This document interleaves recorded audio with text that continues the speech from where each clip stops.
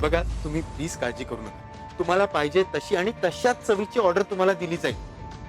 मला मान्य आहे पारू इथे नाही आहे, ऍक्च्युली काय झालंय ना, ती एका परीक्षेसाठी गेली आहे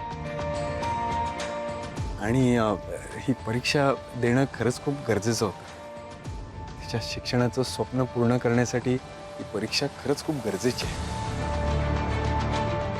खरं तर ही ऑर्डर आल्यामुळे ती परीक्षेला जाणं कॅन्सल करणार होती, पण आम्हीच सगळ्यांनी मिळून तिला फोर्स केलं की नाही बाबा तू जा, आम्ही आहोत इथे। त्यामुळे तिने आमच्यावर विश्वास ठेवूनच ती परीक्षेला गेली आणि आम्ही तिचा विश्वास तुटू देणार नाही। आणि तुम्हाला जर असं वाटत असेल तर हे सगळं तिच्याच गायडन्स खाली चालू आहे। इनफॅक्ट पारूने सांगितल्याप्रमाणेच सगळं काम चालू। तुम्हाला विश्वास नाही बसत आहे का? एक मिनिट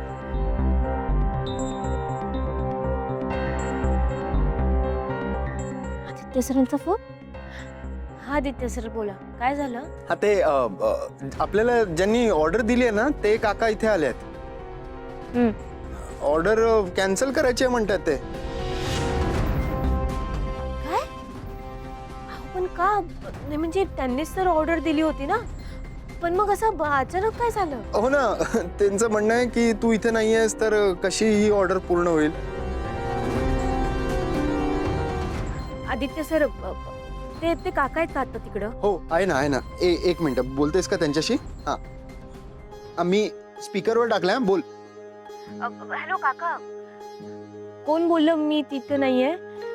हे बघा, पारू टिफिन सर्व्हिस हे फक्त माझ्या एकटीचं नाहीये, माझे धनी, माझा परिवार, माझ्या मैत्रिणी आहेत तिथं, ते माझंच प्रतिरूप आहे। मला खात्री आहे माझ्यासारखंच ते सुद्धा तुमची ऑर्डर नक्की पूर्ण करतील।